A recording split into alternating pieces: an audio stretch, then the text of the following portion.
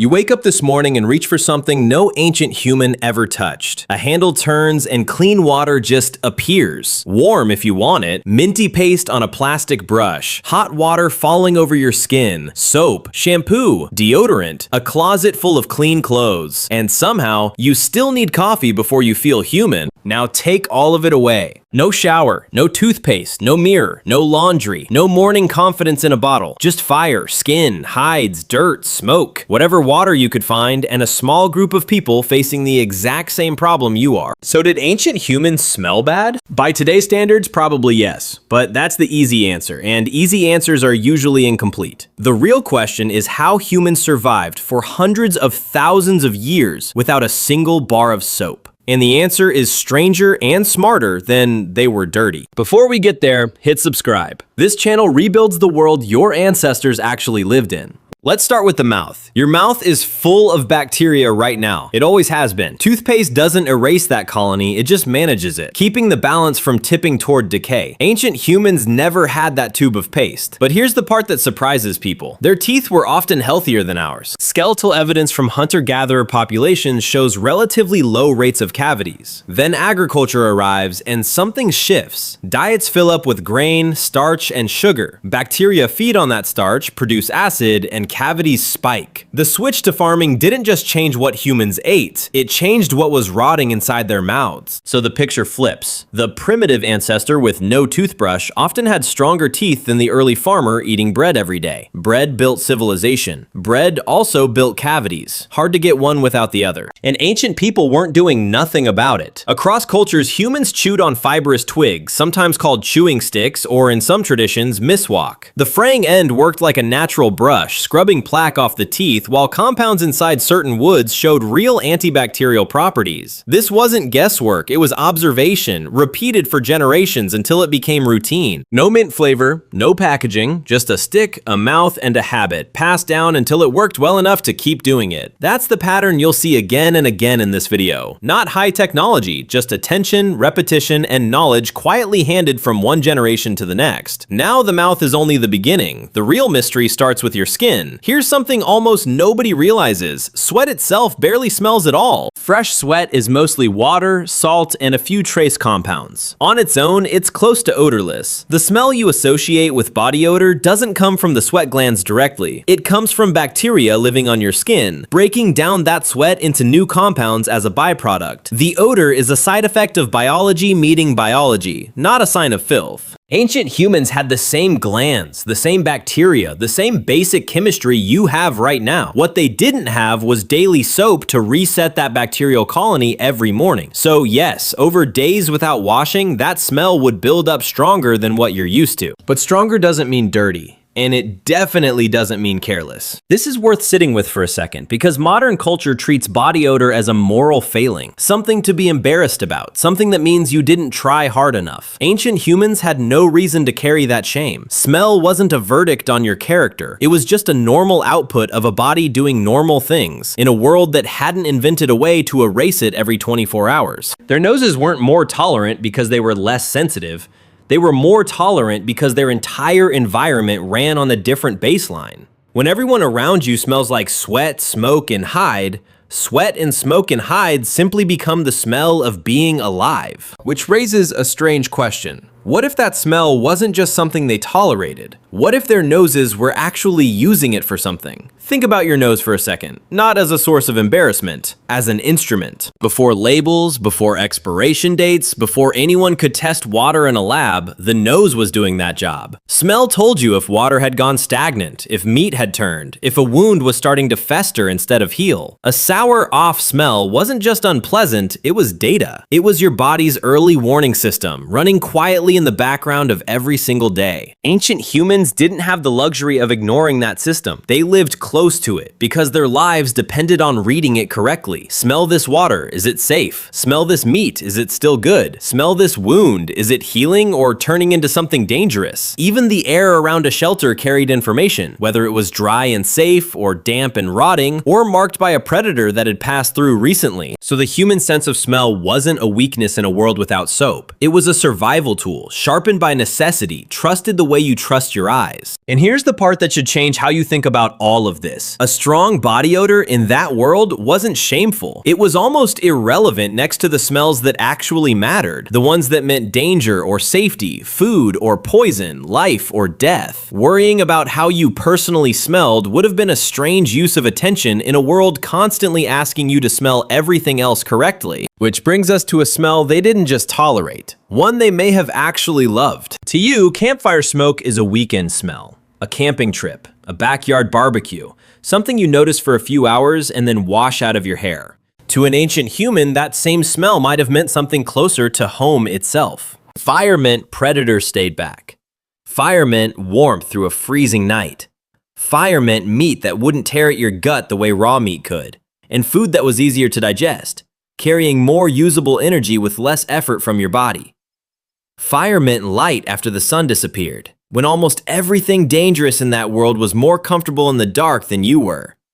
And fire meant people, a gathering point, a place where the group came together at the end of the day, when the work was done and there was finally a moment to just exist near each other. Now think about what that means for smell. If smoke was tangled up with all of that, safety, warmth, food, community, then the smell of smoke wasn't something to tolerate. It was something to associate with everything good in a hard world. Every evening carried that scent, every meal, every story told before sleep. The smell soaked into skin, into hair, into hides, until it wasn't separate from the people themselves. It was part of them. There's a real chance that smoke, not flowers, not modern perfume, was the most comforting smell in the ancient world. Because unlike a flower, smoke meant survival. It meant you'd made it through another day and you were about to make it through another night. So if you'd walked into an ancient camp and caught that smoky scent in the air, it likely wouldn't have registered as dirty or unpleasant. It would have smelled like relief. It would have smelled like belonging. Which brings us to something else clinging to their skin. Something you're wearing right now that they had to invent. Here's a strange way scientists figured out when humans started wearing clothes. They didn't study fabric, they studied light. Head lice have been with humans for a very long time, clinging to hair the way they always have. But there's a second kind, body lice. And body lice can't survive on skin alone. They need fabric. They live in the seams of clothing, laying eggs in the fibers, only visiting skin to feed. No clothing, no habitat, no body lice. So geneticists asked a clever question. When did body lice split off from head lice as a separate lineage? Because that split couldn't have happened until humans started wearing something regularly enough for a new kind of parasite to specialize in it. By comparing the DNA of both types, researchers estimated that split happened tens of thousands of years ago, possibly earlier, marking roughly when clothing stopped being occasional and became a daily part of human life. Think about that for a second. An insect's family tree became a clue about human behavior, buried in the genetic record for scientists to eventually uncover. And once clothing existed, it brought its own problem. Fabric doesn't just protect you from cold, it becomes new territory, and something is always ready to move in. Every layer of hide or woven fiber was a fresh opportunity for parasites, which meant clothing had to be managed, not just worn, aired out, dried by fire, sometimes discarded and replaced. So clothing wasn't a simple win, it was a trade. Warmth and protection in exchange for a new kind of maintenance nobody had needed before. Another layer of survival, quite literally, that had to be tracked and tended to. Which brings us to where humans actually slept at night. And it turns out that mattered more than you'd think. You probably think of a cave floor as bare rock, cold stone, maybe some dirt. Ancient humans didn't see it that way. They built their beds. At Sabudu Cave in South Africa, archaeologists uncovered layers of plant bedding dating back roughly 77,000 years. Not scattered leaves left by accident, deliberately arranged bedding made from sedges and rushes laid down in the same spots again and again, and mixed into some of those layers, a detail that changes the whole picture: ash. Ash wasn't just leftover mess from a nearby fire. Researchers believe it was used on purpose. Certain plants layered near the ash may have contained compounds that repelled insects, while the ash itself could help control pests crawling through the bedding. In other words, this wasn't just where people slept. It was a lightly engineered space built to keep something specific away. Border Cave tells a similar story, plant bedding paired with ash, over and over at different points in time. This wasn't a one-off idea, this was a strategy, learned, tested, repeated. And here's what makes this so important to understand. This is not the behavior of animals nesting in leaves. Animals don't select for insect-repelling plants and layer in ash from the fire. That takes memory. That takes trial and error. That takes someone noticing this bedding mixed this way means fewer bites and fewer parasites, and then someone else remembering to do it again. None of this was about smelling pleasant. Nobody was trying to make the sleeping area smell fresh. This was about waking up without a body covered in bites, without fleas working their way into wounds, without parasites spreading through a group that slept together night after night for warmth and safety. That's the real theme running underneath almost everything in this video. Ancient hygiene wasn't chasing a pleasant scent, it was managing risk. Every choice, the bedding, the ash, the fire, was aimed at one target, staying alive long enough to see the next sunrise. Sleep mattered, but so did who was combing through your hair the next morning. Around 3,700 years ago, someone carved a short inscription into an ivory comb found at Lachish. In 2022, researchers finally read it. It wasn't a name or a prayer, it was a request. May this comb root out the lice of the hair and the beard. Someone, thousands of years before you existed, complained about lice on an object they used every day. That single detail tells you two things. Lice were a constant, ongoing problem, and people cared enough to make tools specifically to fight them. But a comb only removes lice from your own head. Reaching someone else's scalp, working through tangles you can't see yourself, that's a different kind of act. It requires another person. Look at primates closely related to humans, and grooming shows up constantly. Hands moving through fur for long stretches of time, not only to remove parasites, but because grooming builds trust. It calms the nervous system. It tells another individual, I am safe near you and you are safe near me. Researchers studying early human social behavior see the same pattern carried forward in us. So picture two people by a fire, one working carefully through the other's hair, picking out lice, maybe muttering about the same problem that comb was carved to solve. That wasn't just cleaning, it was time deliberately spent on someone else, when nothing forced them to give it. That instinct never left us. It just changed shape. A parent brushing a child's hair before school. A friend fixing your collar without asking. Someone picking lint off your sleeve without thinking twice. That reflex to physically care for someone close to you is not a modern habit. It's carried in us from very far back. The comb from Lachish wasn't only about lice. It was evidence that someone long ago cared enough to keep trying. Next, the resource that shaped almost everything else.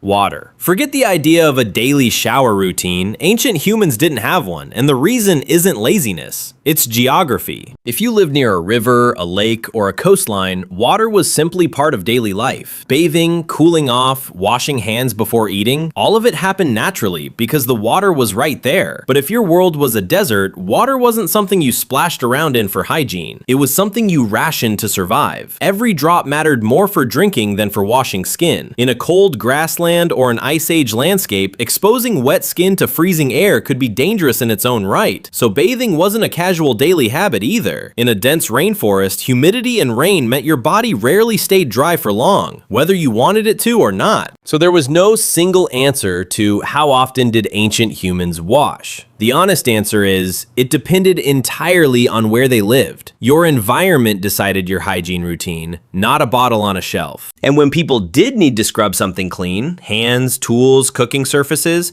they reached for what was around them. Fine sand worked as a mild abrasive, scouring away grease and grime. Ash from the fire, mixed with a bit of water or fat, created something that behaved surprisingly close to crude soap, cutting through oils in a way plain water couldn't. Certain clays pulled oil and dirt out of skin and hair, the same basic principle behind clay-based products still sold today. Even sunlight played a role, since UV exposure helps break down some bacteria on surfaces left out in the open. And smoke, beyond its comforting scent, had a mild preserving effect on food and materials, slowing the growth of certain microbes. None of this was written down in a manual. It was tested generation after generation by people paying close attention to what actually worked, then passing that knowledge on. Here's the detail that should genuinely surprise you. Soap in the form you recognize today is remarkably recent. Early soap-like substances appear in the archaeological record roughly a few thousand years ago in places like ancient Mesopotamia. A few thousand years sounds like a long time until you compare it to how long humans have existed, which stretches back several 100,000 years. Soap isn't ancient, it's practically new. For the overwhelming majority of human history, people got by without it entirely, using sand, ash, clay, sun, and water applied with knowledge earned the hard way. Which brings us to a question you've probably never once considered. Where did they go to the bathroom? At El Salt in Spain, archaeologists found something unexpected preserved in the sediment. Fecal biomarkers, chemical traces left behind by Neanderthals roughly 50,000 years ago. These traces show up in specific areas of the site, not scattered everywhere. That pattern suggests something deliberate. Certain zones were used for certain things, and waste wasn't just left wherever someone happened to be standing. But the real advantage ancient humans had wasn't a toilet, it was mobility. Small, mobile groups had an option almost no one gets today. When a campsite grew fouled, when waste piled up, when parasites started spreading through the group, they could simply leave, walk to clean ground, start over somewhere the earth hadn't been used yet. Distance itself became a form of hygiene, one that required no tools, no infrastructure, nothing but the freedom to move. Now compare that to what happened once humans stopped moving. Ancient and medieval cities packed thousands of people into fixed spaces, with waste, water, and crowds all pressed together in ways no hunter-gatherer camp ever experienced. Disease spread fast in exactly these conditions, cutting through dense populations that had nowhere left to walk away to. The very stability that let cities grow food, build walls, and raise civilizations also stripped away the one hygiene advantage small mobile bands had relied on for hundreds of thousands of years. So in a strange twist, permanent settlement, one of humanity's greatest achievements, created hygiene problems that constant movement had quietly solved all along. Which brings us back to the question this video started with. So yes, by modern standards, ancient humans probably smelled strong. Sweat, smoke, hide, earth, all layered together day after day. But flip the question around. Imagine one of them stepping into your world. Not your gym, your bathroom. Perfumed soap, synthetic deodorant, scented detergent, shampoo, conditioner, lotion, cologne, all stacked on top of each other before you even leave the house. To a nose trained on smoke and skin and open air, that wouldn't smell clean. It would smell overwhelming. A wall of chemicals with no clear meaning behind any of it. You think of them as the ones who needed washing. They might have looked at you and smelled a stranger who never stopped smelling like something artificial. Neither side would be wrong, just built for a different world. So maybe clean was never one fixed thing. Maybe it's just a moving target, drawn differently by whatever tools and dangers your world happens to hand you. No soap,